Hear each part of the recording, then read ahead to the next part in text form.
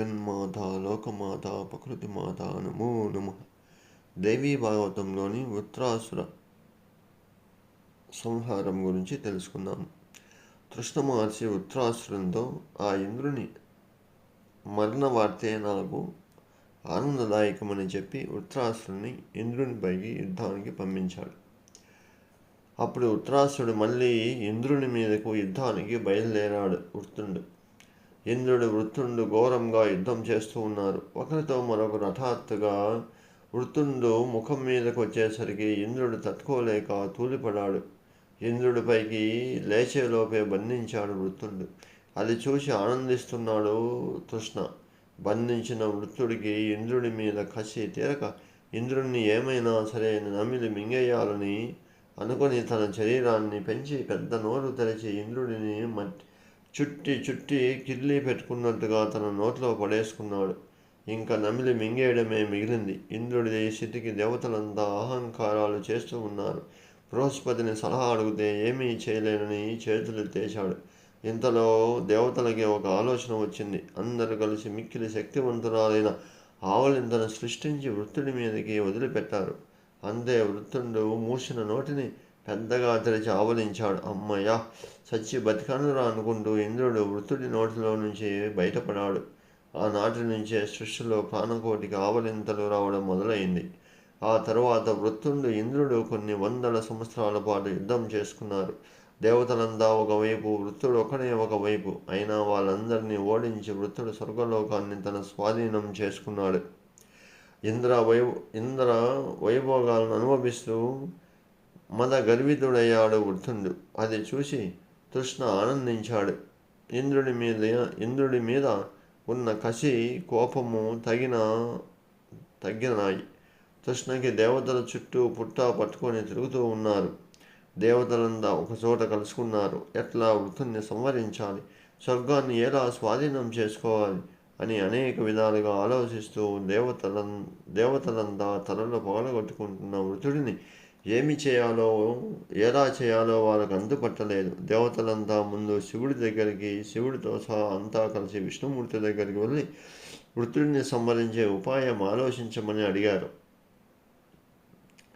అతడిని గెలవడం ఎవరికీ సాధ్యం కాదు. అతడిని సామోపాయంతోనే లొంగదీసుకోవాలి. కనుక గంధర్వులందరూ మహర్షులతో వెళ్ళి వృత్తుడిని ఆశ్రయించి శపథాలు చేసి అతడికి నమ్మకం కలిగించి అతడి పక్షంలో చేరిపోవాలి. అతడితో గాఢంగా మైత్రితో మెలుగుతూ ఉండాలి. అవకాశం దొరికినప్పుడు నేను ఇంద్రుడి వజ్రాయుధంలో దూరి వృత్తుడిని సంహరిస్తాను. ఇంతకు మించిన మార్గం మరొకటి లేనేలేదు. శౌర్యానికి లొంగని వాడిని లోభంతోనే లొంగదీసుకోవాలి అని రాజనీతి. కనుక మీరంతా ఈ క్షణం నుండి మహాదేవిని ప్రార్థించండి. ఇంద్ర, నువ్వు కూడా పరాశక్తిని ఉపాసించు. ఆమె ప్రసన్నురాలైతే తప్ప ఏ కోరిక తీరదు, ఏ ప్రయత్నము ఫలించదు. అన్నిటికీ కారణమా మహాదేవియే. కనుక మీరంతా దేవిని ప్రార్థిస్తూ సమయం కోసం వేచి ఉండండి అని ఇంద్రుడు ఆజ్ఞాపించాడు దేవతలందరినీ. దేవతలంతా ఎట్లా అయినా మా యందు ప్రసన్నవై వృత్తుడి బాధ తొలగించి మమ్మల్ని కాపాడమని ప్రార్థించారు. మహామాయాశక్తి దేవతల ప్రార్థన మేరకు జగన్మాత ప్రత్యక్షమైంది. వృత్తుడిని పరచమని ప్రార్థించారు దేవతలు. జగన్మాత వారి కోరికను మన్నించి అదృశ్యమైంది. దేవతలు, ఋషులు అందరూ వృత్తుడి ఆశ్రమానికి వెళ్ళారు. నీ తపస్సంపన్నతో నువ్వే బ్రహ్మాండమంతా వ్యాపించి ఉన్నావు. ఇక నీకు ఇంద్రుడితో వైరం ఏమిటి? వైరం ఉన్నవాడికి సుఖము, నిద్ర రెండూ ఉండవు. ఈ స్వర్గసుఖం కోసమేనా అందరూ జీవిత కాలాన్ని వృధా చేసుకుంటున్నారు? యుద్ధరంగంలో పడిపోయిన శరీరాన్ని కాకులకు, గద్దలకు, నక్కలకు అప్పగించి స్వర్గసుఖాలు పొందుతాను అనుకోవడం ఎంత మూర్ఖత్వము! నీకు ఇంద్రుడికి మధ్య బలమైన స్నేహం ఏర్పడాలని మేము కోరుకుంటున్నాము. మీ ఇద్దరికి మధ్యవర్తులమై ఉండి మీ ఇద్దరి స్నేహాన్ని బలపరిచి కొనసాగిస్తాము. మీరు అంగీకరిస్తే ఇంద్రుడు ఇక్కడికి వచ్చి మీరు చెప్పినట్టుగా శపథాలు చేసి నీ మనసుకి తృప్తి కలిగిస్తాడు. నువ్వు ఇంద్రుడు ఇకపై ఒకే కంచంలో తింటూ ఒకే మంచంలో పడుకుంటూ సుఖంగా జీవిస్తూ ఆనందంగా ఆడుకుంటూ సంతోషంగా తిరుగుతూ కాలం గడపండి అంటూ వృత్తుడితో దేవేంద్రుడి పక్షాన రాయబారం నడిపారు దేవతలు ఋషులు. అప్పుడు వృత్తుడు మహర్షులతో, మీకు మోసం చేయడం తెలియదు. శత్రుత్వం పెట్టుకున్న వాడితో, శఠుడితో, స్తబుద్ధితో, కాముకుడితో, తేజో విహీనుడితో బుద్ధివంతుడు ఎప్పుడూ స్నేహం చేయడు. ఇంద్రుడు బ్రహ్మహత్య చేసిన పాపి. అతడిని ఎప్పుడు ఎవరూ నమ్మకూడదు. అతడి గురించి మీకు తెలియదు అన్నాడు. పోనీలే, ఎవరి పాపాన వారే పోతారు. ఎవరు చేసిన దానికి వాళ్ళే అనుభవిస్తారు. ఒకరి ద్రోహం చేస్తే చేసిన వాడేమైనా సుఖంగా శాంతిగా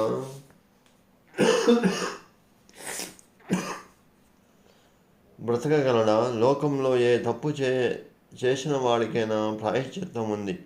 నమ్మించి మోసం చేసే వాళ్లకు చేసిన మేలు మర్చిపోయిన వాడికి ప్రాయశ్చిత్తమే ఉండదు. అయినా నువ్వు ఇంద్రుడికి చెప్పే నియమం ఏమిటో చెప్పు. మీ ఇద్దరికి మేము స్నేహం సమకూర్చుతాము అన్నారు మహర్షులు. అప్పుడు వృతుడు, ఎండిన వస్తువుతో కానీ, తడిసిన ఆయుధంతో కానీ, రాతితో కానీ, వజ్రంతో కానీ, రాత్రి కానీ, పగలు కానీ, ఇంద్రుడి చేతిలో కానీ, దేవతల చేతిలో కానీ నేను చంపబడనని నాకు వరం ఇచ్చాడు బ్రహ్మదేవుడు. దీనికి కట్టుబడి నాకు ఇంద్రుడితో సఖ్యం కుదర్చమని మహర్షులకు చెప్పాడు. మహర్షులు వృతుడు చెప్పిన దానికి అంగీకరించి ఇంద్రుడిని తీసుకువచ్చి వృతుడు చెప్పినట్టుగా అన్ని ఒట్లు వేయించి వృతుడితో ఇంద్రునికి మిత్రత్వం కుదిరించారు. వృతుడు హాయిగా ఆనందిస్తూ ఇంద్రుడికి నిద్ర పట్టడం లేదు. ఎప్పుడు వృతుడిని సంవరించే అవకాశం వస్తాయా, ఎవరి చేతిలో ఎలా మరణిస్తాడు వృతుడని ఎదురు చూస్తూ ఉన్నాడు ఇంద్రుడు. ఇంద్రుడిని వృతుడు పూర్తిగా నమ్మాడు. వాడి చేతిలో కుమారుడు మోసపోతాడని గ్రహించిన తృష్ణ వృతుడికి హితోపదేశం చేశాడు. పాపాత్ముడైన ఇంద్రుడి మాటలు నమ్మొద్దని. అయినా తండ్రి హితోపదేశం కుమారుడు చెవి ఎక్కలేదు. వృతుడికి పోయే కాలం ముంచుకు వచ్చింది కదా, అందుకని తండ్రి మాట వినలేదు. ఒక రోజున వృతుడు ఇంద్రుడు సముద్ర తీరంలో కలుసుకున్నారు. అది పగలు రాత్రి కాని సంధ్యా సమయం, పైగా దారుణమైన ముహూర్తము. ఇదే మంచి సమయమని ఇంద్రుడు విష్ణుమూర్తిని తలుచుకున్నాడు. ముందుగా వేసుకున్న పథకం ప్రకారం అదృశ్య రూపంలో వచ్చాడు విష్ణుమూర్తి. వృత్త ఇంద్రులున్న చోటికి వజ్రాయుధంలో ప్రవేశించాడు. వృత్తుని చంపే ఆయుధం తడిగాను పొడిగాను ఉండకూడదు కదా, ఎట్లా అని ఆలోచిస్తూ ఉండగా సముద్రం నురుగపై ఉన్న నురుగు కనిపించింది. అంతే, శ్రీ మహావిష్ణువు జగన్మాతను ప్రార్థిస్తుండగా ఆమె తన తేజస్సు ఆ నురుగులో ప్రవేశించింది. ఇంద్రుడు తన వజ్రాయుధాన్ని వృతుడు చూడకుండానే సముద్రపు నురుగులో ముంచాడు. నురుగుతో నిండిన వజ్రాయుధాన్ని ఇంద్రుడు వృతుడి మీదకి విసిరాడు. నురుగు తన శరీరానికి తగలగానే వృతుడు నేలపై పడి మరణించాడు. దేవేంద్రుడు ఆనందించాడు. మహర్షులు సంతోషించారు. దేవతలంతా ఇంద్రుడిని పరాశక్తిని స్తోత్రం చేశారు. ఇంద్రుడు తన నందనావనంలో జగన్మాతకి దేవాలయం కట్టించాడు. వృత్తుడికి ఇంద్రుడితో చెలిమి చేయిస్తే ఇంద్రుడు స్వార్థంతో విశ్వాసఘాతకుండై వృత్తుడిని చంపాడు. ఇంద్రుడి వలన మనం విశ్వాసఘాతకులమైనాము. స్వార్థం ఎంతటి వాడినైనా ఎంతటి పనినైనా చేయిస్తుందని దుఃఖించాడు. ధర్మార్థ కామ మోక్షాలనే 4 పురుషార్థాలలో మొదటిది చివరిది దొరకడమే చాలా దుర్లభం. మధ్యలో ఉన్న ఈ 2 గొప్పవి. అంతకు వరకు కోరుకునేవి ఎంతటి మహర్షులైన అర్ధకామాలను లొంగిపోతారేమో కానీ పశ్చాత్తాపడుతూ మునులంతా వారి వారి ఆశ్రమాలకు వెళ్ళిపోయారు. వృత్తుడు మరణించిన ఇంద్రుడికి సుఖము శాంతి కరువయ్యాయి. ఇంద్రభోగాలను ఆనందంగా అనుభవించలేకపోతున్నాడు. అనుక్షణము బ్రహ్మహత్య పాతక దోష బాధ అతన్ని పట్టి పీడిస్తూ ఉన్నది. చివరికి ఆ పాతక భయానికి తామరకాడులో దూరి సర్పంలాగా నీటిలోనే నవసిస్తూ ఉన్నాడు. ఇంద్రుడి సింహాసనాన్ని వదిలిపెట్టి వార్త వైకుంఠానికి చేరింది. దేవతలంతా కలిసి ధర్మాత్ముడైన నహుషుణ్ణి ఇంద్రుని చేసిన సింహాసనం ఎక్కించారు. ఇంద్రభోగాలతో మత్తెక్కిన నహుషుడు తన ధర్మస్థితిని కోల్పోయి శచీదేవిని కోరుకున్నాడు. శచీదేవి నహుషుణ్ణి బారి నుండి కాపాడమని బృహస్పతిని ప్రార్థించింది. బృహస్పతి తన వద్ద శచీదేవికి రక్షణ కల్పించాడు. ఈ విషయం తెలిసిన నహుషుడు బృహస్పతిని సంహరించమని దేవతలను ఆజ్ఞాపించాడు.